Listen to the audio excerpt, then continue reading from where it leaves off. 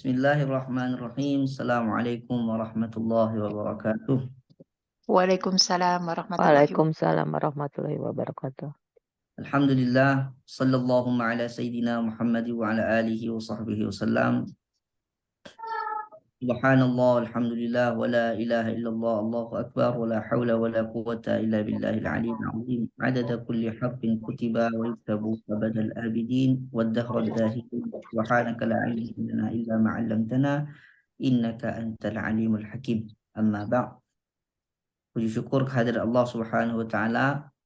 Allah pilih kita di dalam Raudhatul Jannah. Allah pilih kita di dalam taman-taman surga yang ada di dunia, yaitu Majlisul Ilmi, majelis ilmu. Salawat beserta salam kepada baginda Rasulullah sallallahu alaihi wasallam yang telah menyampaikan amanah secara utuh. Kalaulah tidak Rasulullah sampaikan secara utuh, tidak bisa kita cicipi Quran, tidak bisa kita nikmati, dan tidak bisa menjadi jalan hidayah. Namun Rasulullah menyampaikan secara amanah sehingga 1400 tahun sudah kita dapat masih mentadabburi, masih dapat kita rasakan perjuangan beliau, dapat kita rasakan kehangatan Quran. Ajib, Rasulullah itu salah satu yang aneh menurut saya dalam tanda kutip. Kita tidak melihatnya, kita tidak mendengar suaranya secara langsung, suara beliau secara langsung, tapi kecintaan kita sama beliau seolah-olah beliau itu hidup. Nah, inilah menunjukkan keikhlasan, kemurnian penyampaian dari beliau itu karena Allah. Mudah-mudahan kita juga bisa karena Allah di dalam belajar ini kita berlatih-latih untuk ikhlas. Sejauh mana ikhlas kita, segitulah Allah akan berikan pemahaman dan hidayah khusus untuk kita. Makanya di awal pembahasan saya mengucapkan subhanaka la ilma lana illa ma 'allamtana. Tidak ada, subhanaka la ilma lana, tidak ada ilmu kita illa ma 'allamtana, kecuali yang engkau ajarkan ya Allah ya Tuhan. Mudah-mudahan dengan niat kita belajar tadabbur bersama surat Yusuf ini, Allah akan berikan kita hidayah khassah dan pemahaman bagaimana dulu Nabi SAW paham Quran. Amin ya rabbal alamin. Baik. Pertama sekali, kenapa mesti surat Yusuf yang kita pilih? Lalu nanti baru kita bahas surat Yusuf ini turun di mana? Apa fungsi, apa isi kandungannya secara umum? Lalu baru kita masuk inti. Surat Yusuf ini menceritakan bagaimana keluarga yang sakinah, mawaddah, warahmah secara karakter, baik dari sudut pandang anak, bapak, ataupun keluarga secara luas. Sebelumnya suara saya ada jelas terdengar atau putus-putus? Alhamdulillah jelas Ustadz. Baik. Baik. Nah, nanti setelah itu baru kita buka pertanyaan, tanya jawab, baik dari bab yang kita bahas ataupun yang hal-hal yang lain berkenaan dengan kehidupan sehari-hari. Baik. Yang pertama, kenapa memilih surat Yusuf?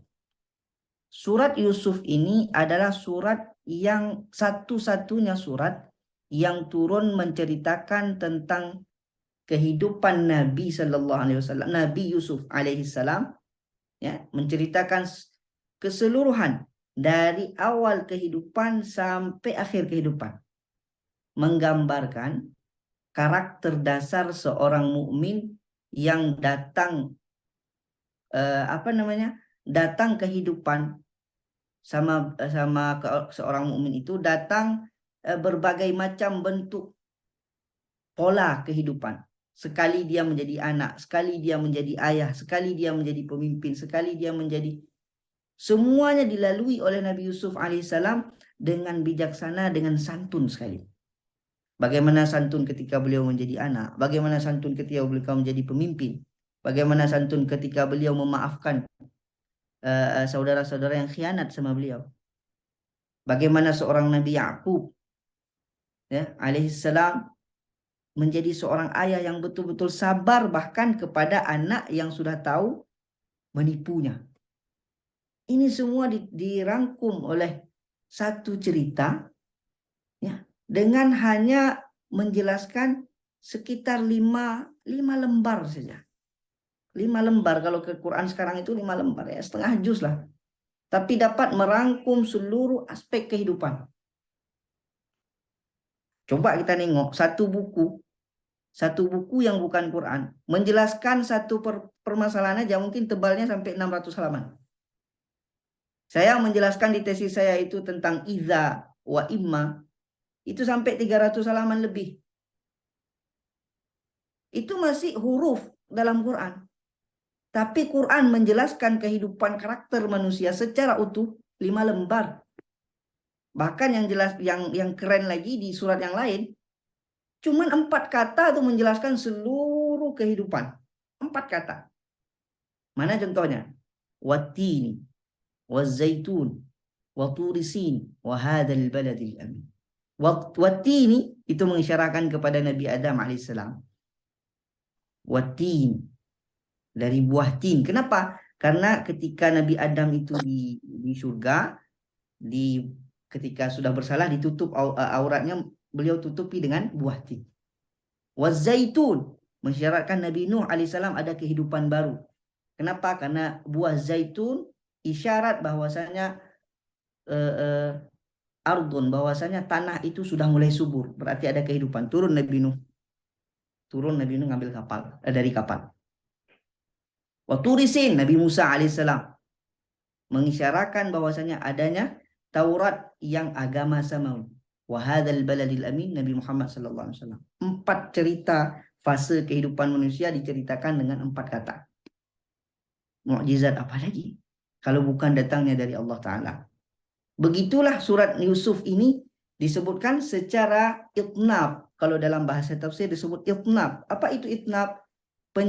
Penjabaran secara panjang lebar dalam satu orang, tapi mencakupi seluruhnya dengan bahasa yang simpel, padat. Nah, disinilah makanya kita nengok nanti. Ini Nabi Yusuf ini kita ngambil cuma 3 judul aja. Keluarga, kita ambil bagaimana lingkungan, bagaimana seorang mukmin kemana arah tujuan hidupnya di akhir nanti. Belum lagi kita mengambil politik, belum lagi mengambil bagaimana seorang menjadi syarat menjadi pejabat, bagaimana mengelola ekonomi negara. Itu semuanya ada di dalam 5 lembar.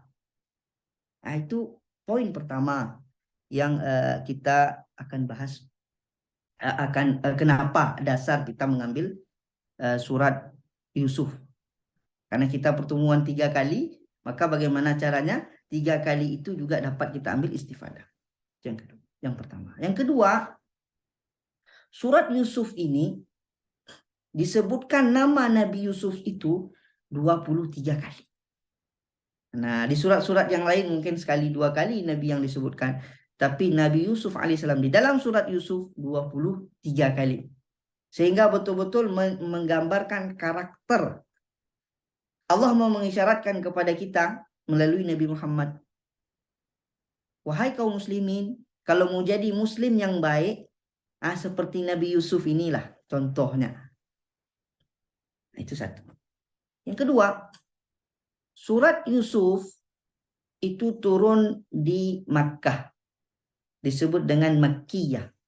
Di dalam ulumul Quran, kita membahas dua cabang. Ada yang disebut Quran Makkiyah, ada yang disebut Quran Madaniyah. Maka coba kalau di dalam mushaf itu pasti dituliskan misalkan begini, Makkiyah ditulis. Apa maknanya? Makkiyah adalah bukan sekedar surat yang turun di Mekah, enggak. Ya, memang ada pendapat yang seperti itu, tapi pendapat yang rajih menurut para mufassirin, surat Makkiyah adalah surat yang diturunkan sebelum hijrahnya Nabi Muhammad ke Madinah. Nah, sebelum turunnya Nabi Muhammad ke Madinah, baik turunnya di Madinah, baik turunnya di Makkah, baik di mana saja, takarannya sebelum hijrah Rasulullah ke Madinah disebut surat Makkiyah. Nah, untuk apa kita pisahkan menjadi 2 antara Makki dan Madani ini? Surat Makkiyah itu menjelaskan tentang isi pokok akidah. Itu ciri-cirinya. Nah, surat Makkiyah ini yang turun di Makkah ataupun yang turun sebelum hijrah, pondasi akidah. Untuk apa? Menguatkan seorang mukmin arah tujuan dasarnya dan mengenalkan seorang mukmin itu kepada Allah Ta'ala. Itu pondasi dulu. Nah, tidak dibahas dalam tentang hukum. Yang kedua, surat Makkiyah ini, ya, surat Makkiyah ini ciri khasnya menceritakan tentang kisah-kisah umamus sabiqah. Umamus sabiqah maknanya apa? Umat-umat terdahulu. Untuk apa? Litakhudunal ibrah, untuk kita mengambil ibrah. Apa itu ibrah? Pelajaran, intisari. Orang panjang hidupnya, ya, kita ambil intisari hidupnya itu. Oh, kalau ini jahat begini jadinya, kalau ini baik begini jadinya. Untuk apa? Pedoman hidup dari kisah-kisah. Yang ketiga, ciri-ciri Makkiyah yang turun di Makkah ini apa? Dia mengandung isi, ya, tentang tauhid, tentang kisah-kisah, dan suratnya biasanya, ya, pendek-pendek. Tapi tidak menafikan adanya surat Makkiyah itu yang kadang-kadang panjang. Surat Yusuf ini bermuara kepada salah satu ciri surat Makkiyah, yaitu tentang kisah. Tentang kisah-kisah. Karena di dalam Quran itu, Quran secara umum isinya 3 aja. Kisah, akidah, tentang satu lagi hukum syariat. Hukum-hukum ini nanti turunnya banyak di surat Madinah yang turun setelah hijrahnya baginda Rasul. Kenapa? Di situ membangun organisasi, membangun bagaimana sosial masyarakat, bagaimana membangun negara dan lain-lain. Nah, itu pada surat Madani.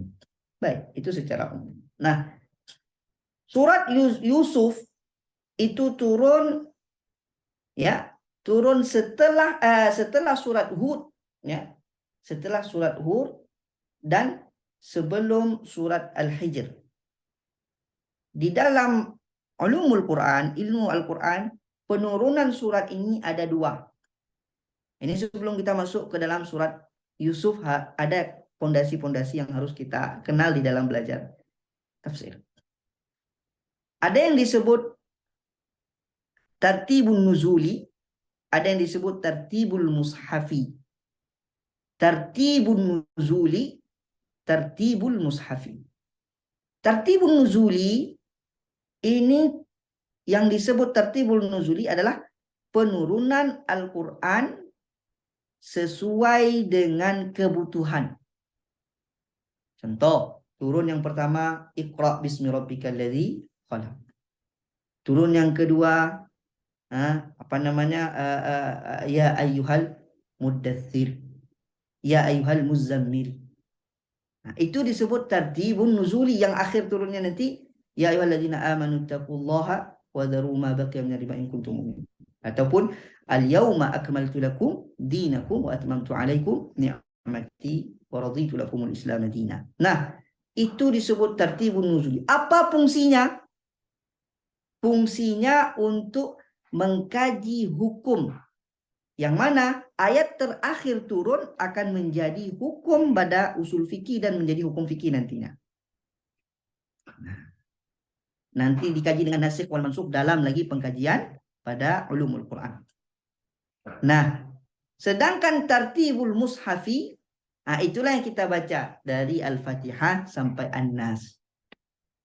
Sedangkan di tartibul mushafi, dia adalah surat yang ke-53, salah saya. Ke-50, tartibun nuzuli ke-53, sedangkan tartibu al-mushafi ke-12. Baik, kita tengok apa munasabah antara surat Yusuf dengan surat sebelumnya. Apa itu munasabah? Hubungan, kesinambungan. Karena setiap surat menuju ke surat lain, itu pasti ada penghantarnya. Pasti ada penghantar. Tidak mungkin surat itu putus pembahasan dengan surat lain. Nah, ini kita tengok sebelum surat Yusuf apa suratnya? Surat daripada surat Hud. Di akhir surat Hud dikatakan walillahi walillahi ghaibus samawati wal ard. Ghaib hanya kepunyaan Allah lah. Ya, ghaibus samawati wal ard. Hal yang ghaib daripada langit dan bumi. Wa ilaihi yurja'ul amru kullu, dan kepada beliaulah, kepada Allah akan pulang segala sesuatu. Perkara apapun pulang keputusannya, pulang titik intinya kepada Allah Ta'ala. Jadi maknanya apa? Fa'buduhu wa tawakkal alaih. Maka sembah Allah. Kamu mau kemana aja, nanti pulangnya ke Allah. Kamu mau maksiat, pulangnya ke Allah. Mau buat taat, pulangnya ke Allah. Wa tawakkal alaih, dan sebaik-baik bertawakal kepada Allah. Nah, itu di akhir surat Hud. Ada 2 poin. Poin yang pertama menjelaskan tentang hal yang ghaib datangnya dari Allah. Sebaik-baik tempat pulang, pulanglah kepada Allah. Baik hati kita, tempat bergantung kita, harapan kita, pulangkan kepada Allah. Itu terakhir ditutup dari surat Hud. Pas masuk surat Yusuf, Allah mengatakan Alif Lam Ra. Di sini disebut huruful muqatta'ah. Huruf muqatta'ah. Ini mukjizat. Apa huruf muqatta'ah itu? Huruf yang dibaca namanya, bukan hurufnya. Alif itu nama daripada A. Lam itu nama daripada La. Mim itu nama daripada Ma. Ya kan? Nah, itu ada mukjizat yang Allah berikan. Seolah-olah Allah mau mengatakan apa? Ini ada huruf. Ini ada makna huruf. Ada pelafasan huruf. Dilafazkan dari nama dan dilafazkan juga dari hurufnya sendiri. Mana pelafasan huruf sendiri? Dzalikal kitabu la raiba fihi hudal lil muttaqin. Itu huruf-huruf yang kita lafaz, yang kita lafazkan. Nah, itu huruf yang kita lafazkan.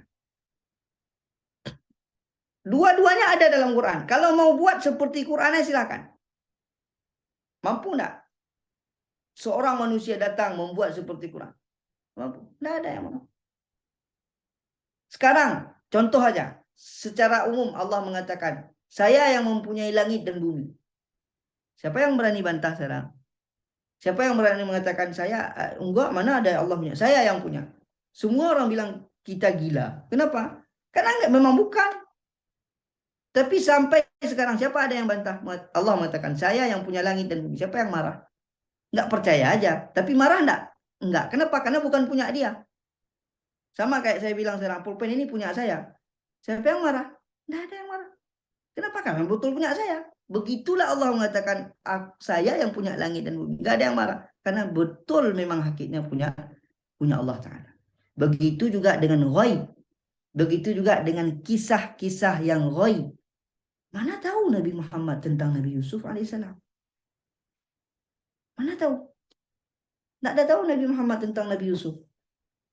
Nah, Nabi Muhammad tidak mengetahui tentang Nabi Yusuf. Tidak tahu tentang cerita Nabi Yusuf. Siapa yang memberikan tahu? Allah langsung.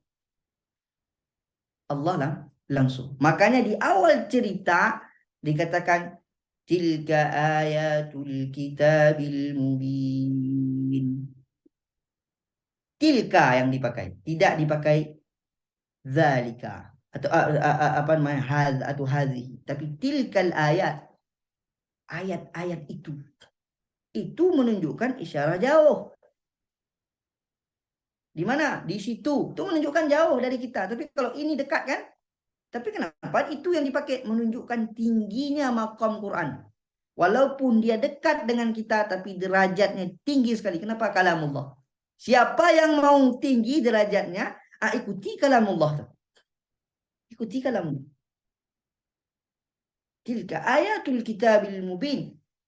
Ayat-ayat Allah yang tertulis dengan jelas, terang, tidak ada yang ragu-ragu, jelas. Kenapa? Ini contoh cerita Nabi Yusuf ini, jelas detail. Kalau bukan karena cerita Nabi Yusuf ini sudah ada di pada kitab sebelumnya dan Nabi Muhammad tidak belajar. Kalau salah diucapkan, otomatis dibantah. Tapi terdiam ahlul kitab. Kok Nabi Muhammad tahu semua ya? Dia nggak bisa baca, nggak bisa tulis. Dari mana taunya? Di sini banyak berbondong-bondong ahlul kitab yang murni hatinya dan dia baca tentang kitab terdahulu bahwasanya Nabi Muhammad, Nabi akhir zaman, masuk Islam dia. Masuk Islam. Kenapa? Dia meyakini ini satu puncak. Satu puncak, sama seperti Nabi Isa, sama seperti Nabi Musa, sama seperti Nabi Ibrahim AS. Satu puncak dan dia Nabi terakhir. Nah, lalu dikatakan apa? Inna nazzalnahu Qur'anan Arabiyyah. Sungguh kata Allah, aku telah menurunkan Qur'anan. Qur'anan itu dalam bahasa Arab, dalam bahasa grammar katanya, Qur'anan itu yaqra'u Qur'anan, membaca, bacaan. Kenapa tidak disebut risalah? Kenapa tidak disebut khitab ataupun khutbah? Apa bedanya baca dengan hal yang lain? Kenapa kata-kata Quran yang dipakai? Menunjukkan apa? Bacaan itu dan bacaan itu menunjukkan apa? Selalu akan terus dibaca dan berkembang. Tapi kalau risalah hanya misalkan surat, hanya itu saja, selesai tahu kita, selesai. Tapi kalau bacaan enggak. Terus menerus akan kita, hari ini kita baca surat Yusuf, dapat kita rangka besar dari surat Yusuf. Besok baca tadabbur lagi, dalam lagi, tadabbur lagi, dalam lagi, enggak habis-habis. Habis-habis. Itu Imam Wahidi di rak saya itu 24 jilid dikarangnya kitab tafsir. Ya Allah. 24 jilid. Ada lagi imam yang lain. Lebih ngeri-ngeri lagi, ada 31 jilid. Dari guru saya dari Djibouti, 31 jilid karang tafsir.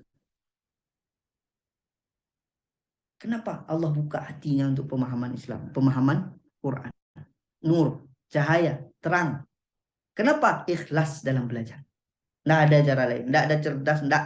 Kalau memahami Quran, menghafal Quran, itu murni taufik dari Allah, tidak butuh kecerdasan yang sangat. Murni taufik dari Allah. Syarat pertama, ikhlas. La'allakum ta'qilun. Dijelaskan di sini, la'allakum ta'qilun. Supaya kamu berfikir. Aku turunkan Quran ini melalui bahasa Arab supaya kamu berfikir, kata Allah. Kenapa ta'qilun yang dipakai? Dan kenapa fi'il mudhari'? Ya. Kenapa ta'qilun yang dipakai? Ta'qil itu fi'il mudhari'. Fi'il mudhari' itu menunjukkan kata kerja sekarang, dilakukan sekarang dan nanti. Ta'qil. Dan kata aqala itu dari kata aqala. Aqil atau akal, berpikir. Puncanya Islam itu adalah pemikiran, adalah ilmu, bukan hayalan. Kenapa kamu mencintai Allah? Tahu cinta aja? Nah, kita meyakini dengan ilmu bahwasanya tiada Tuhan, nggak mungkin Tuhan dua. Kalau Tuhan dua, satu bilang hari ini keluarkan matahari dari barat, satu bilang dari timur, pecah dunia ini. Lalu bilang kalau dia kompak dua, berarti duanya saling membutuhkan. Nggak butuh kita Tuhan seperti itu. Ngapain kita sembah orang dia aja nggak cukup untuk diri dia? Nggak pantas jadi Tuhan. Syarat jadi Tuhan dia nggak butuh lagi orang. Nah, itu akal. akal yang hidup. Lalu tertancaplah iman di dalam hati. Disitulah akhlak Rasulullah bisa kita tiru. Baik. Min qablihi lamina. Nahnu naqussu 'alaika ahsanal qasas. Ini poin. Nanti baru kita nengok apa kisah. Bagaimana turunnya Al-Qur'an ini? Al-Qur'an turunnya kisah Nabi Yusuf ini. Dulu sahabat mengatakan, "Ya Rasulullah, wahai Rasulullah, lau qassasta 'alaina." Ceritakanlah kepada kami cerita nabi-nabi terdahulu.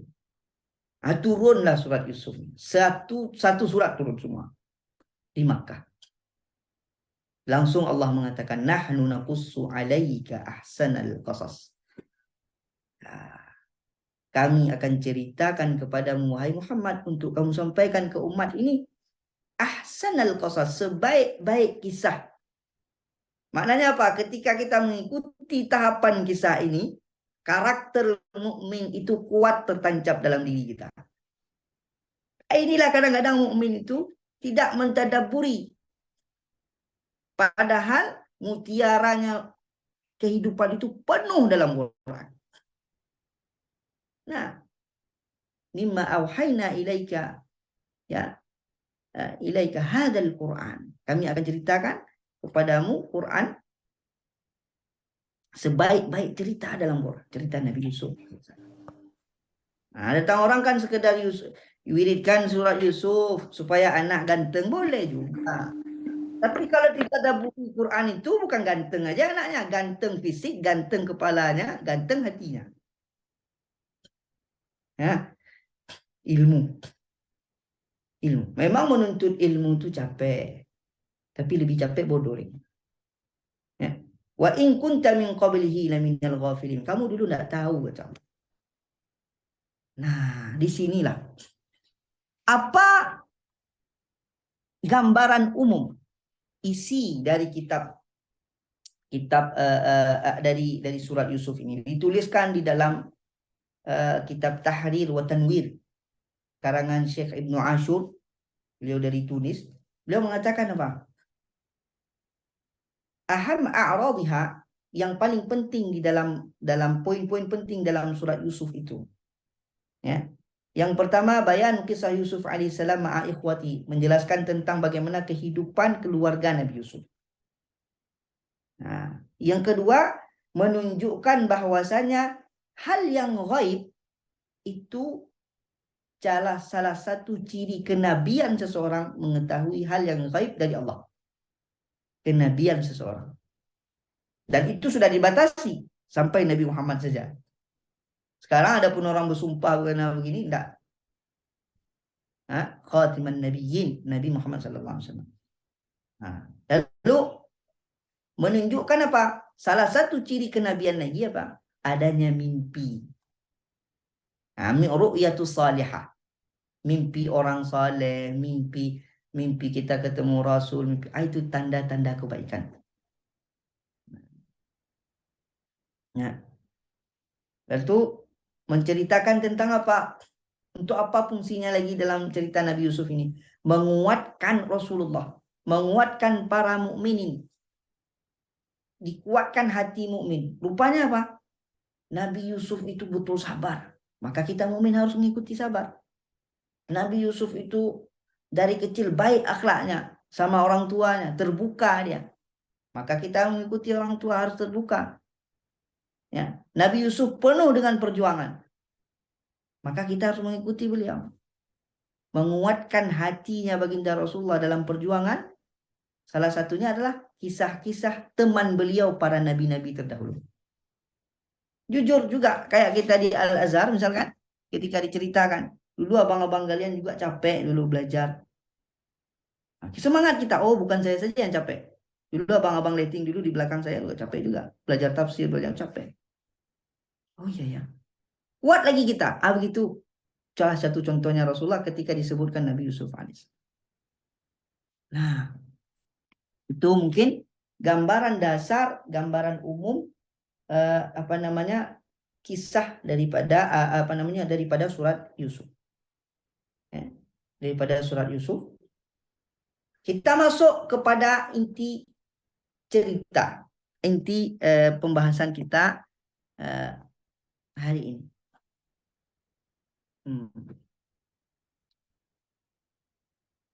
Idh qala Yusufu li abihi. Nah, ini cerita tentang keluarga. Coba nih. Ini kita nengok dulu karena dibahasnya Yusuf dulu. Berarti di abihi. Berarti apa? Antara anak ke ayah. Apa karakter Nabi Yusuf? Antara anak ke ayah. Posisi beliau menjadi anak. Berarti kita posisikan kita sekarang menjadi anak ya. Menjadi anak. Apa kata Nabi Yusuf? Idh qala li abi ya abati. Panggilan yang pertama. Seorang anak haruslah memanggil ayahnya dengan panggilan hormat. Apa panggilan hormat yang paling hormat dalam kaum itu? Tuh panggil. Jangan panggil kamu. Jangan panggil apa yang paling hormat. Nah, itu panggil. Karena kata ya abati dalam Quran itu panggilan yang paling mulia untuk statusnya ayah. Itu yang dihidangkan Nabi Yusuf ketika memanggil ayahnya. Bukan sekedar panggilan manja, tapi menghantarkan rasa hormat ke orang tua. Ya abadi. Lalu inni ra'aitu ahada asyara kaukaba. Wahai ayahku, aku bermimpi. Ra'aitu di sini mimpi ru'ya. Bukan melihat, ru'ya maknanya mimpi, melihat dalam mimpi. Ra'aitu ahada asyara kaukaba wasyamsa wal qamar. Ada 11 bintang. Ada 1 matahari, ada bulan. Ra'aituhum li sajidin. Saya melihat semuanya itu sujud tunduk kepada saya. Apa maknanya wahai ayah? Apa poin cerita di sini? Bukan kita kaji apa mimpi. Enggak, coba kita tarik dulu. Apa poin yang pertama? Apa durusnya? Apa pelajarannya? Seorang anak ketika akhlaknya baik, dia terbuka ingin berdiskusi dengan ayahnya. Ingin tahu pendapat ayahnya. Kenapa? Karena pendapat ayah dan ibu untuk anak itu adalah pendapat yang murni untuk kebaikan anak. Nanti kita nengok juga posisi ini tidak semata-mata saya bilang lepas, enggak. Ibu yang bagaimana, ayah yang bagaimana, nanti nengok karakter Nabi Yakub. Ini karakter kita dulu posisinya sebagai anak. Ya. Ketulusan hati ayah dan ibu tidak bisa disaingi oleh apapun di dalam dunia ini. Setelah Allah, Rasul, ayah, ibu, lalu baru guru. Nah, jadi ketika seorang anak menjadi seorang anak, maka posisikanlah kita di bawah ayah dan ibu, tanyakan pendapatnya. Terasa dihargai orang tua, terasa ada dia. Wah, itu misalnya. Nah, bermakna lagi yang kedua poinnya apa? Adanya terbangun komunikasi yang baik antara ayah dan anak, antara anak dan ibu, antara ibu dan anak. Terjalin komunikasi. Salah satu komunikasinya ini tadi. Saya mimpi ya, apa yang mimpi saya itu? Berarti kan ada diskusi, ada harapan yang anak mau dapat dari ayah. Nah, itu dari anak. Bagaimana kalau kita jadi ayah, jadi orang tua? Ya bunayya, la taqsus ru'yaka ala akhik, ala ikhwatika, fayakidunaka kaida. Seorang ayah yang sangat bijak mengarahkan anaknya tentang kebaikan. Walaupun seolah-olah nampaknya ada kalanya nampak itu buruk. Tapi kebaikan yang murni sekali. Wahai anakku, jangan ceritakan ini kepada apa namanya adik kakakmu yang lainnya. Kenapa? Nanti di fitnahnya, nanti cemburu dia sama kamu. Apa poin yang pertama? Seorang ayah paham karakter anaknya. Seorang ayah tahu ini anak akan menjadi orang besar. Kenapa tahu? Karena melihat akhlak dari anaknya, melihat tanda-tanda. Dan selalu dibinanya. Bagaimana kita mau tahu karakter orang kalau kita nggak, maka kadang seorang ayah itu nggak tahu dia karakter asli anaknya, nggak tahu dia. Kenapa? Nggak pernah dia perhatikan. Dia fokus mencari nafkah jasad untuk anaknya. Nggak pernah dia fokus nengok anaknya ini sembah Tuhan nggak nanti ketika dia nggak ada lagi. Ingat di surat Al-Baqarah, am kuntum syuhada idh hadara Ya'qub al-mautu idh qala li bani ma ta'buduna min ba'di. Ketika Yakub mau meninggal dikumpulkan anak-anaknya. Tidak ditanya sama Nabi Yakub yang lain, ditanya Nabi Yakub apa? Apa yang kalian sembah setelah aku mati nanti? Allah Rabbi. Tanggung jawab seorang ayah, tanggung jawab seorang ibu. Menjaga karakter anaknya. Menjaga konsumsi batinnya harus kenyang juga dengan ilmu. Terlebih ilmu agama. Nah, akhlak. Kalau ditanya apa itu akhlak? Akhlak adalah buah daripada iman. Baik imannya, baiklah buah iman itu, akhlak. Akhlak yang baik tumbuh dari iman yang murni. Baik kita. Apa kata ayahnya? Nak, jangan cerita nak. Ini bijak juga, itu poin yang kedua. Bijak seorang ayah bijaksana. Ayah tidak mau menampakkan satu anak yang sukses dengan anak yang lain dibanding-banding. Nah, di sini nanti akan menimbulkan kecemburuan sosial. Nah, nengok abang kamu sukses. Apa kamu bodoh kali? Itu abangnya merasa jemawa, adiknya merasa patah. Ini tidak boleh seorang orang tua. Makanya Nabi Yakub mengatakan, jangan kamu ceritakan Allah pilih kamu memang lebih daripada abang-abang kamu. Kenapa? Karena saya Nabi. Nanti yang mewarisi kenabian saya kamu. Tapi jangan sampaikan nanti iri yang lain. Nah, ini menjaga rasa. Di sinilah kebijaksanaan seorang orang tua. Ketika kita tadabburi ini, kita terapkan dalam kehidupan kita. Ada dapat masalah, langsung teringat kita, ya Allah, Yakub. Oh ya, ikut sebagai Yakub. Saya karena posisi saya ayah, ikut Yakub. Oh di posisi lain, oh anak saya. Karena kalau kita di rumah kita ayah, saya sama Syatibi saya ayah. Ketika saya pulang ke kampung sama mama saya anak. Oh ya, anak turun. Bagaimana posisi Yusuf? Oh jadi bapak. Jadi ibu, bagaimana posisi aku? Bijaksana, adil, menampakkan keadilan di dalam rumah tangga. Tidak ada senjang antara anak satu dengan anak dua. Lalu Nabi Yusuf dikatakan oleh Allah Ta'ala, wa kadzalika yajtabik. Ijtaba itu istafa, ikhtara, dipilih secara teliti, secara sadar, itu ijtaba. Bukan dipilih asal, bukan nampak dia pilih satu, enggak, dipilih memang ditentukan. Itu ijtaba dipakai. Makanya kadang ada nama orang mujtaba, ada nama orang Mustafa, Mukhtar, nama Nabi Muhammad itu Mustafa. Kenapa? Karena pilihan. Hamba pilihan. Termasuk kita hari ini. Coba Allah pilih kita. Allah pilih kita untuk kita cicipi sikit-sikit ayat. Nah, ijtaba Rabbuka wa yu'allimuka min ta'wilil ahadits. Allah pilih kamu nak. Dan Allah pilih kamu menjadi nabi nanti. Allah pilih kamu menjadi orang yang mengerti tentang takwil mimpi. Untuk menyempurnakan anak keturunan. Yutimma ni'mati 'alaika wa 'ala ali Ya'qub, untuk menyempurnakan anak keturunan Ya'qub. Kama atamma 'ala abawaik, seperti disempurnakan dulu kepada nenek moyangmu Ibrahim wa Ishak. Nabi, makanya dari Bani Israel itu semua nabi. Anak orang saleh itu anak orang saleh. Beginilah apa penting poin di sini.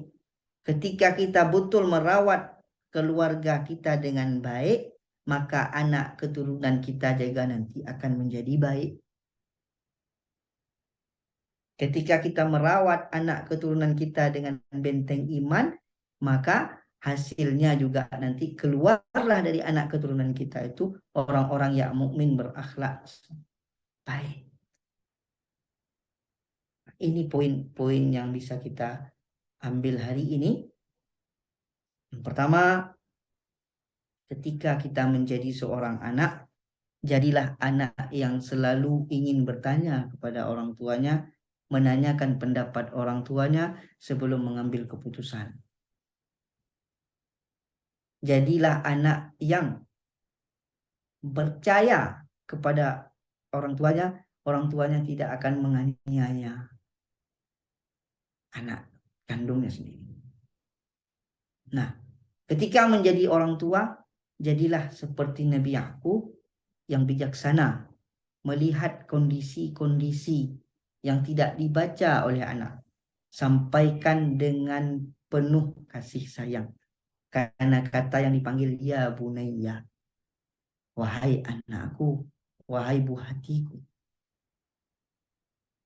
Nggak dipanggil yang lain-lain, wahai buah hatiku. Kata bunayya itu dalam sekali dalam bahasa Arab. Dalam sekali sayangnya dalam bahasa Arab. Itu hantarkan. Jadi kalau kita menjadi ayah, menjadi keluarga menjadi kepala rumah tangga ataupun ibu ataupun ayah, maka panggillah anak kita dengan panggilan yang baik. Panggilan yang baik, panggilan yang santun, sehingga itu membangkitkan karakter dia.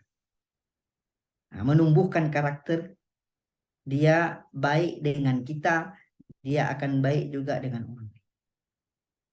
Nah, itu mungkin sedikit gambaran daripada surat Yusuf hari ini. Ada pertanyaan, ada sesuatu yang mau ditambahkan ataupun sesuatu yang mau dikoreksi untuk kajian selanjutnya, kita buka majal ataupun tanya jawab. Ahlan wa sahlan. Alhamdulillahirrabbilalamin. Masya Allah, terima kasih Ustadz atas pencerahannya hari ini. Masya Allah, banyak sekali yang poin-poin yang saya catat tadi. Tapi sebelumnya itu untuk belajar tafsir itu biasanya perlu berapa tahun itu di universitas Ustadz? Saya 2013 saya masuk. Masya Allah, sejak 2013 sampai sekarang ya Ustadz ya? Masya Allah, Masya Allah. Ya, menarik tadi sebenarnya untuk memahami suatu hasanah dari suatu ilmu itu memang ternyata harus dibaca berulang-ulang. Tadi menarik Ustadz sampaikan bahwa membaca sekali putaran Quran Surat Yusuf, paham tentang satu hal. Dibaca ulang lagi, ditambahkan lagi pemahaman hasanah yang lain. Masya Allah. Sangat mencerahkan Ustadz. Silakan teman-teman apabila ada pertanyaan atau hal-hal yang ingin didiskusikan dengan Ustadz, bisa melalui chat atau langsung di open mic. Sambil Atau koreksi, menunggu. Ya. koreksi nggak apa-apa. Saya juga berniat belajar. Saya talib, saya murid, tetap akan menjadi murid. Masya Allah, Alhamdulillah. Ustadz sambil menunggu pertanyaan dari teman-teman ini, Ustadz, salah satu pelajaran yang kita ambil hari ini itu kan mengenai adab ya, adab seorang anak kepada orang tuanya, terutama ayah yang di Quran menjadi highlight di Quran Surat Yusuf ini, dan begitu pula sebaliknya dari ayah ke anak gitu ya. Nah, ini kalau di kehidupan sehari-hari ini kan banyak kejadian bahwa anak-anak yang sudah dewasa itu merasa lebih pintar dari orang tuanya karena mungkin orang tuanya eh, apa ya, latar pendidikan formalnya itu tidak setinggi anak-anak zaman sekarang gitu. Kemudian terjadilah suatu lunturnya suatu khidmat kepada orang tua gitu. Nah, sebetulnya itu caranya seperti apa ya? Bagaimana sebaik-baiknya menyampaikan kebaikan kepada orang tua tanpa orang tua itu menjadi merasa digurui atau enggak merasa, ini anak kok ngerasa lebih pintar dari saya, padahal saya sudah hidup lebih berpengalaman lebih jauh daripada anak-anak saya. Nah, supaya tidak ada kelas-kelas itu seperti apa? Gimana itu kalau kita kembalikan ke poin positif dari Quran surat Yusuf hari ini? Silakan Ustaz. Itu yang pertama sekali, kalau jawabannya bukan antara Nabi Yusuf dan Yakub, tapi antara Nabi Ibrahim dengan pamannya. Nah, Nabi Ibrahim dengan pamannya, ataupun sebagian riwayat mengatakan dengan ayahnya. Itu yang cocoknya. Nabi Ibrahim nih mau nasihati ayah beliau. Beliau bilang gini, wa idh qala Ibrahim li abi Azar. Abi di sini maknanya paman. Azar namanya. Atatakhiduna asnaman alihah. Kenapa paman, saya mohon maaf, ini patung ini kok disembah ya? Nah, ini kan uslub pertanyaan. Tapi kalau kita bilang, ayah kan udah tua, tidak mengerti bagaimana pola hidup sekarang.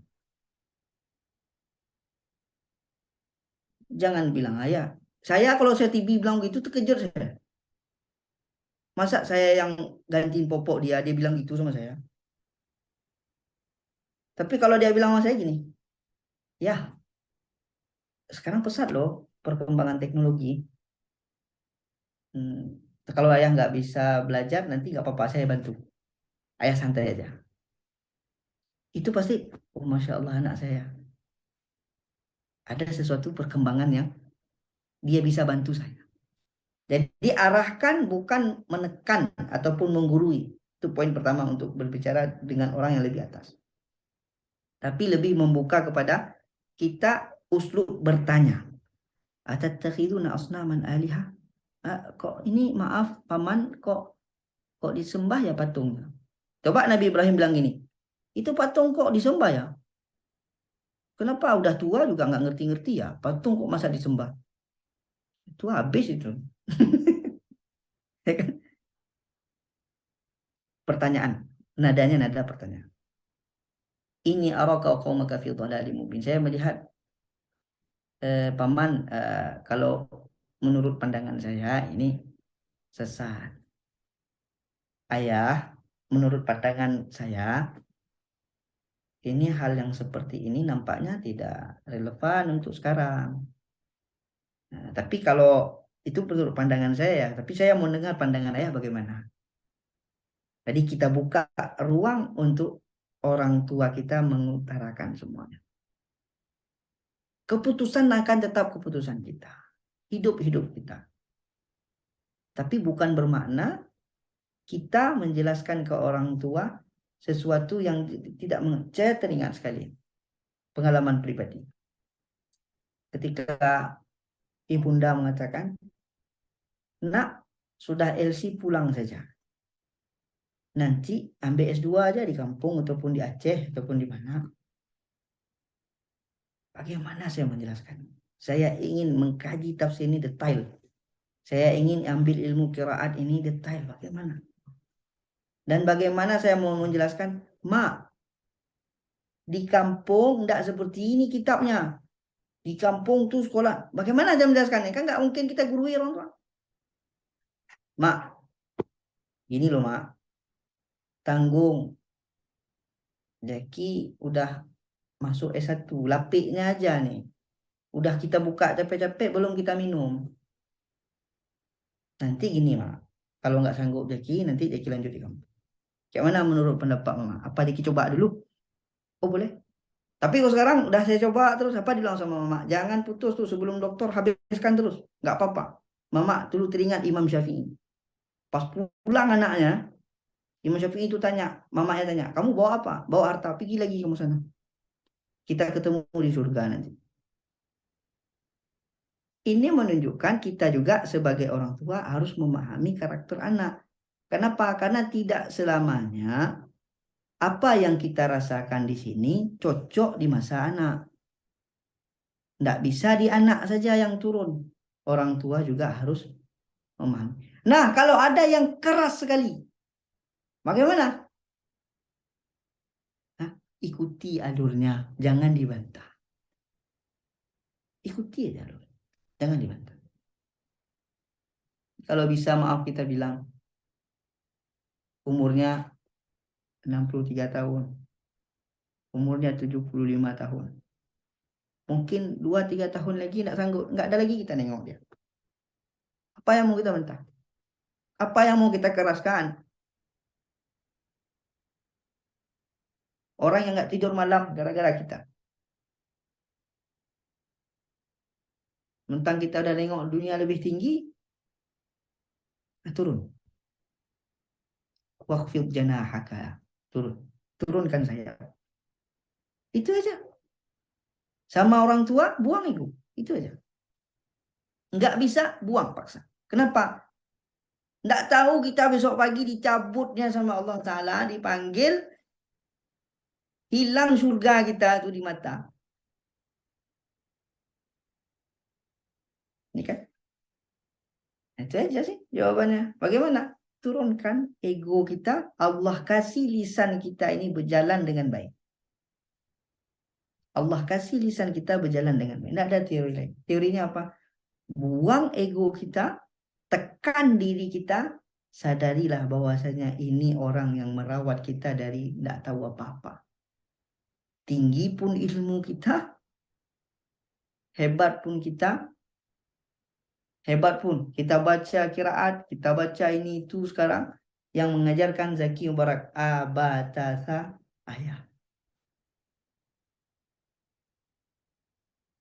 Bacaannya bagaimana sekarang? Oh, bacaan ayah banyak salah. Kita ceramain tak?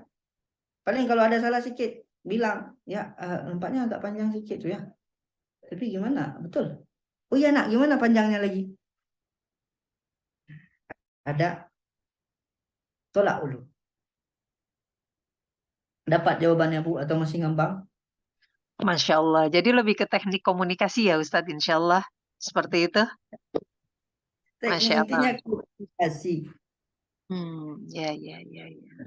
Contoh komunikasi Quran itu contohnya halus sekali Bu. Contoh komunikasi Quran. Walakinna aktsaran nasi la ya'lamun. Akan tetapi sebagian besar manusia la ya'lamun, tidak mengetahui. Tidak mengetahui itu makna lainnya apa? Bodoh. Ya kan? Kenapa enggak Allah bilang walakinna aktsaran nasi jahilun. Sebagian besar manusia bodoh. Pas orang benar sakit hati orang. Tapi kalau kita baca sebagian orang tidak mengetahui, dia ngaku juga dia bodoh tapi dia nggak sakit hati. Itu satu. Yang kedua, kata jahil, kata bodoh mengunci seseorang. Nggak ada jalan lain dia. Dia udah bodoh aja dah. Tapi la ya'lamun, tidak mengetahui, maknanya apa? Allah mendorong kita untuk tahu, untuk belajar. Nanti komunikasi Quran yang kita pakai.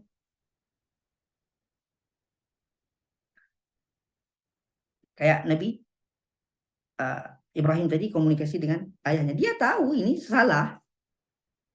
Tapi komunikasinya apa? Pertanyaan. Kok disembah ya? Kok disembah ya? Dia tidak langsung bilang, ini disembah, ini patung, bodoh nih. Enggak. Disinilah penting belajar balaghatul Quran. Belajar uslub ataupun tata cara bahasa Quran itu. Nah, makanya ditanya dulu, kok ulama, kok Buya Hamka itu sastranya tinggi sekali. Dalam sekali pembahasan beliau, bahasanya tutur katanya rapi. Kenapa Quran di dalamnya? Sebenarnya bukan ulama, itu mukmin beliau. Siapa saja bisa begitu asal mau jalan sama Quran. Halus bahasanya, elok akhlaknya, santun bicaranya, tersusun. Kenapa? Yang dia baca, yang dia tadabburi adalah Quran. Nah, dapat Bu? Ya, Untuk saya Masya Allah. Alhamdulillahirrahmanirrahim. Terima kasih Ustadz. Ya Ustadz, ini ada pertanyaan dari chat dari Mbak Siska. Insya Allah saya bacakan. Ketika si ayah menanyakan apakah si anak sudah sholat atau belum, terkadang ada rasa kurang mempercayai si anak telah melaksanakannya. Meskipun si anak menjawab sudah. Akibatnya si anak akan melaksanakan sholat jika ada ayah yang melihatnya. Bagaimana cara memberikan pengertian kepada si ayah agar dapat mempercayai si anak karena si ayah selalu berdalih bahwa anak itu akan jadi tanggung jawabnya di akhirat. Jadi dia akan terus memastikan bahwa si anak menjalankan ibadah sholat. Terima kasih Ustadz. Menarik nih Ustadz. Sering kejadian ini termasuk di keluarga saya. Silakan Ustadz. Oh, nggak dari keluarga aja. Bahkan saya dulu waktu kecil udah pernah gitu, Bu. Jadi teknis ya kita bilang. Ayah itu imam. Jadi saya tuh main bola. Ya, nanti jawabannya ke sini juga arahnya. Jadi main bola. Ditanya, kamu sholat tadi? Saya sholat, tapi tidak jamaah saya. Saya tidak jamaah. Asar itu. Saya sholat di musola itu sholat ya. Sholatnya. Siapa imam tadi? Oh, biasa ayah imam kan? Hari itu ayah saya masbuk. Memang saya selalu sholat sama ayah. Tapi hari itu saya tidak pulang hari Minggu main bola. Nah, kamu bohong sama ayah ya? Enggak ya, saya sholat. Tapi saya enggak jamaah, saya bilang. Kamu bohong sama ayah ya? Kenapa juga kamu bilang ayah yang imam? Biasanya kan saya bilang, ayah imam. Sini, dirotal saya. Patah ini. Ini ada rekamannya pula dia. Dirotal. Bukan patah rotannya. Biru kaki saya itu. Tapi cukup satu kali itu. Cukup satu kali. Saya bilang begini, wajar enggak anak-anak begitu? Wajar. Tak usah kita ambil pusing. Kita jangan berlebihan tidak mempercayai dia. Jangan berlebihan. Bilang sama bapak, jangan berlebihan tidak mempercayai anak. Jangan lepaskan total. Bagaimana juga seperti layang-layang. Ketika angin itu datang, ulur. Ketika kendor, tarik. Ketika dia lagi semangat, dia bilang, ada yang sholat tadi. Sampaikan sekali. Nah, ayah percaya sama kamu. Kamu udah alhamdulillah udah sholat. Ayah percaya. Kenapa? Ayah kasih kamu percaya anak. Kamu betul sholat. Tidak apa-apa. Tidak perlu ayah lihat hari ini. Tapi sekali-kali ayah lihat. Nah, dihantarkan seperti itu. Dihantarkan seperti itu. Jangan terlalu dikekang. Hilang PD-nya. Dan dia nanti tidak mau sholat. Dia maunya sholat itu menjadi beban dalam hidupnya. Jangan terlalu percaya. Ditipunya kita nanti. Tarik ulur. Jadi karena membina manusia ini tidak bisa rumus 1-2, Bu. 1-2, 1 tambah 1 2. Tidak bisa begitu. Kalau kita mencetak semen, ya taruh semen, udah jadi dia keras, lepas jadi dia. Kayak cetakan Azhar, manusia 1000 tahun gitu aja dia. Manusia enggak. Kita didik, kita bina, besok pagi putar lagi. Didik lagi, bina, putar lagi. Jadi apa juga kita seorang ayah, niatkan ini anak saya jaga betul sholatnya. Dengan uslub yang baik, dengan cara yang baik, santun. Sekali kita pantau, sekali kita tarik. Sekali kita pantau, sekali kita tarik. Kenapa? Ada masanya kita nggak bisa pantau dia lagi. Ketika dia udah berumah tangga nanti. Ketika kita sudah tidak ada lagi, tak bisa kita pantau. Nah, di situ yang nggak kita pantau tuh, dia berlatih pula, ada ruang dia. Tapi jangan dilepas. Kenapa? Dia belum tahu tujuan. Nggak tahu dia kemana. Bimbing dia sampai dia tahu apa tujuan hidup dia. Kemana muara dia pulang. Dia kembali kepada Allah nanti. Dah tahu dia lepaskan. Lepaskan. Dapat, Bu, jawabannya? Semoga bisa menjawab ya Mbak Siska ya. Tarik ulur gitu ya Ustadz ya. Kayak main dulu. layangan, Masya Allah. Ya, ini disampaikan juga sama Mbak Yanti, eh, memiliki hal, apa namanya, masalah yang sama terkait dengan kepercayaan, tapi berkaitan dengan PR atau tugas sekolah. Masya Allah. Jadi memang universal ini ya, masalah kepercayaan kepada anak ini. Di satu sisi memang kita, anak itu suatu individu tersendiri yang memang bertumbuh kembang, memiliki tanggung jawab, pemikiran sendiri, tapi di sisi lain juga sebagai orang tua, iya betul. Setelah menjadi ibu, saya pikir juga, ya Allah ini anak-anak ini adalah amanah yang harus, apa namanya, jadi beban di pundak kita gitu sebagai orang tua mengenai keselamatan dunia akhiratnya. Jadi memang ada suatu tekanan gitu, Ustadz. Masya Allah. Ini terkait, maaf Ustadz, sebelumnya masih ada waktu nggak? Karena Ustadz Enggak, saya ada mau tanya kegiatan. ibu-ibu lain kalau ada waktu, nggak apa-apa silahkan. Masya Allah. Silakan. Baik, saya lanjut sedikit, Ustadz. Ini saya sebagai ibu dari anak-anak saya, ini kan seperti Nabi Yakub alaihi salam itu kan anak-anaknya banyak gitu ya. Nah, saya memiliki kesulitan juga gitu dengan anak-anak yang untuk tidak menganak emaskan salah satu dari anak saya gitu.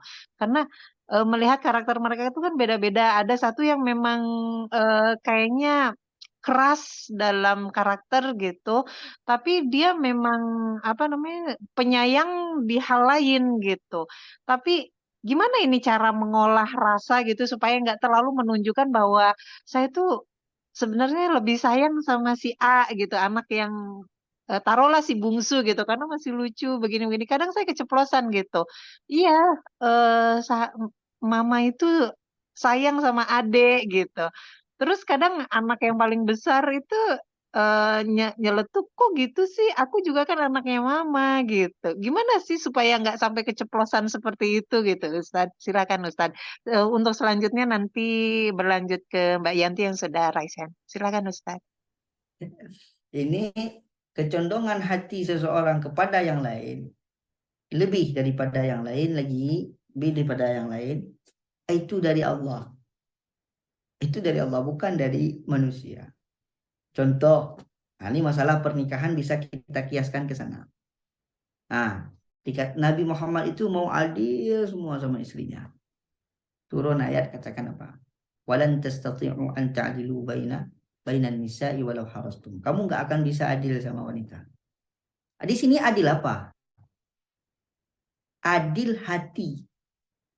Bukan adil bagi rata jajan, bagi rata rendah. Begitu juga sama anak. Nah, kalau Allah mengisyaratkan ini pernikahan, bisa kita kiaskan karena dia rasa yang sama kepada anak. Rasa yang sama kepada kalau kita jadi pemimpin kepada rakyat. Kita tidak bisa pungkiri kita mencintai lebih tanah kita, desa kita daripada desa yang lain. Nggak bisa. Tapi yang bisa kita apa? Adil secara zahir. Zahir. Secara zahir bagaimana? Secara apa yang kita berikan sama si fulan sama dengan sama si fulan. Itu yang bisa. Tapi kecondongan hati tadi terceplos sesekali tadi, pas dia bilang, ibu kok gitu sih? Oh iya ini sayang, ini juga sayang, ini lagi ngomong sama ini lagi nanti ngomong sama ini gitu pula dia bilang. Itu yang bisa kita batasi, yang bisa kita cairkan. Tapi bagaimana untuk meratakan cinta semuanya kita cinta? Nggak bisa. Nah, disitulah Nabi Yakub tadi tidak bisa dibendungnya. Dia mencintai Nabi Yusuf itu lebih daripada yang lain. Makanya dibilangnya jangan bilang-bilang sama abang-abang kamu, nanti marah dia, nanti iri dia, tahu dia ayah suka sama kamu lebih daripada mereka. Ya, ketahuan rupanya dibisik sama setan. Itu nah masuk ke apa pembahasan lain. Paham maksudnya Bu? Supaya saya mau mengantarkan sama Ibu bahwasanya kecondongan kita ke anak lebih daripada anak yang lain itu fitrah manusia. Yang bisa kita jaga adalah jalur komunikasi. Kalau ketahuan tinggal kita cerna, kita hantarkan. Ini kan lagi ngomong sama adik. Nah, adik, mama bilang adik, mama sayang adik. Nanti pas mama ngomong sama abang, mama sayang abang pula. Karena dua-duanya anak mama. Ah, selesai itu. Dengan dijelaskan yang lagi, ratakan secara kalam. Seni komunikasi nomor 1 di dalam membangun rumah tangga. Masya Allah, Alhamdulillah. Insya Allah jelas Ustadz. Ya, untuk selanjutnya Mbak Yanti silakan.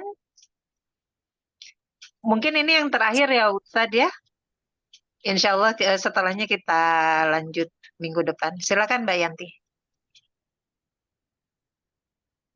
Assalamualaikum Ustadz. Waalaikumsalam.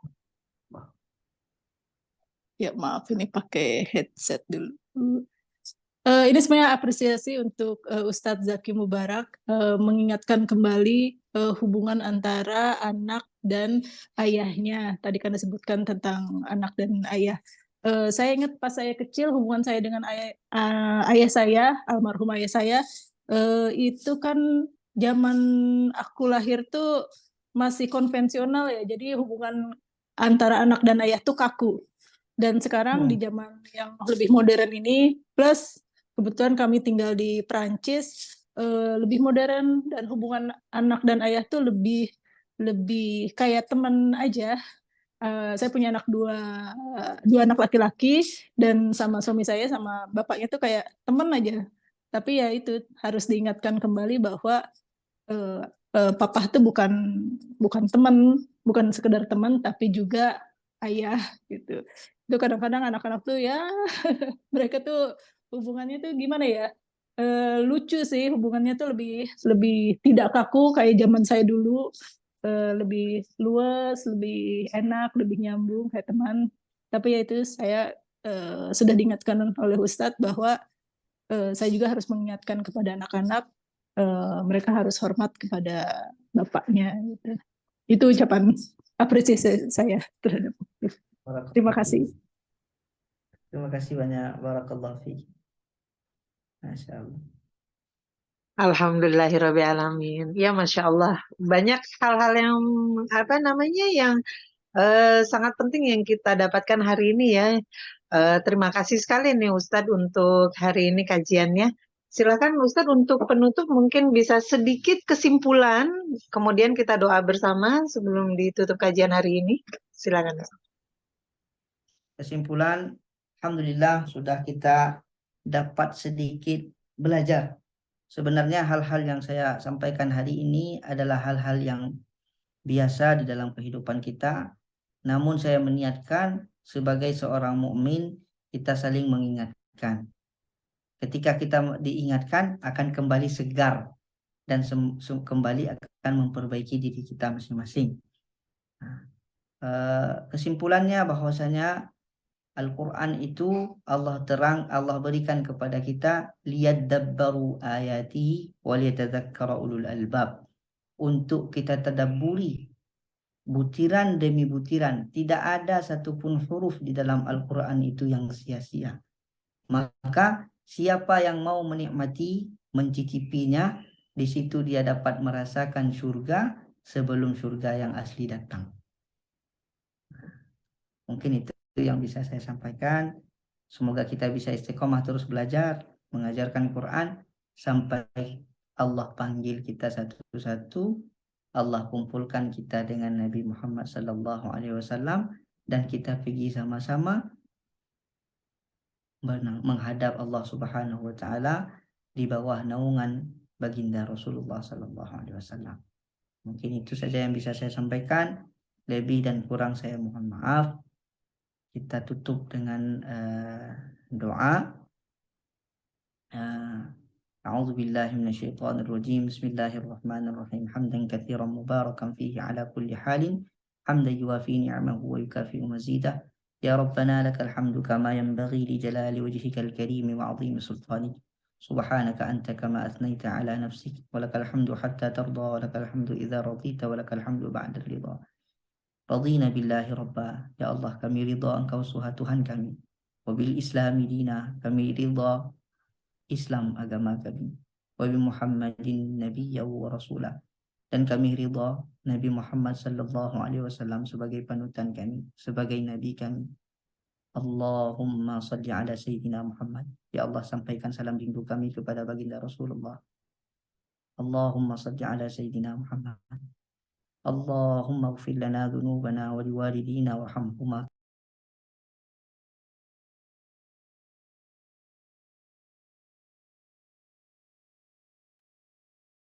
Ustadznya terlempar keluar. Oh iya, kepikir handphoneku. Masya Allah.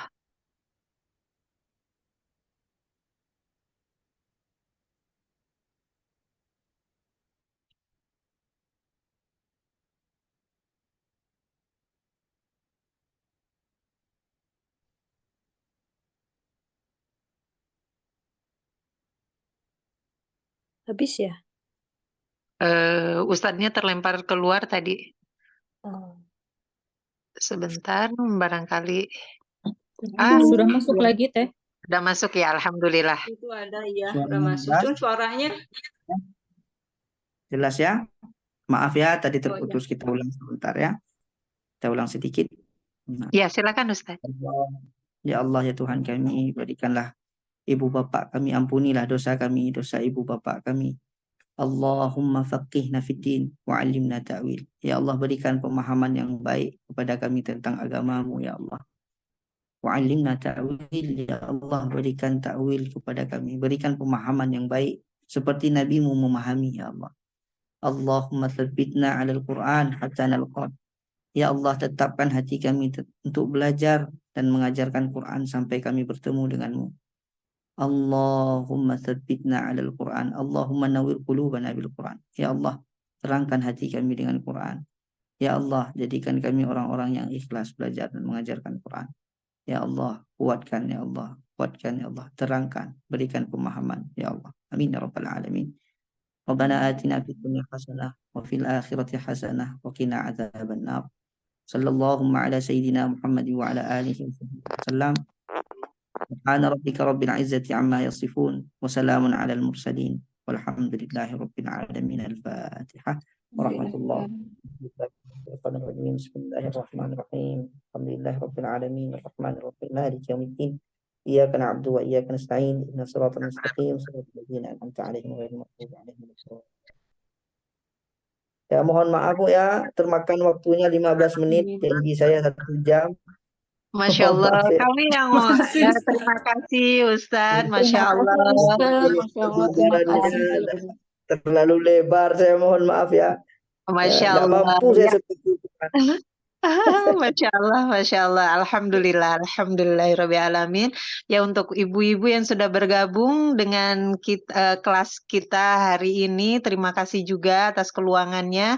Semoga Allah mudahkan dalam menyerap ilmu yang dipaparkan hari ini oleh Ustadz Zaki Mubarak. Kurang lebihnya saya mohon maaf lahir batin. Sampai jumpa kembali minggu depan di subtema Insyaallah. selanjutnya, yaitu bagaimana sebaik-baiknya iman yang kuat mewarnai lingkungan menjadi sehat, insya Allah. Ya, mohon maaf lahir batin sekali lagi. Dengan ini mari kita tutup kajian hari ini dengan doa akhir majelis. Subhanakallahumma wa bihamdika asyhadu an la ilaha illa anta astaghfiruka wa atubu ilaik. Alhamdulillahirrabbilalamin. Amin. Terima kasih Pak Ustadz, Teh Yenien, semuanya ibu-ibu. Mohon maaf lahir batin. Mohon pamit. Assalamualaikum warahmatullahi wabarakatuh. Waalaikumsalam warahmatullahi wabarakatuh.